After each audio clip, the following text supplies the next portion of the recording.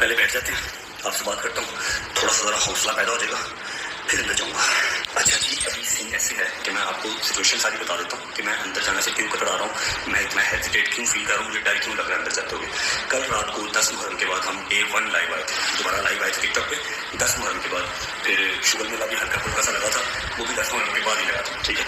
खाना खाने चले गए, वहाँ पर लोगों की लड़ाई हो गई, एज ऑलवेज लड़ाई हो गई, पुलिस वालों ने पकड़ लिया, मतलब पुलिस आ गई।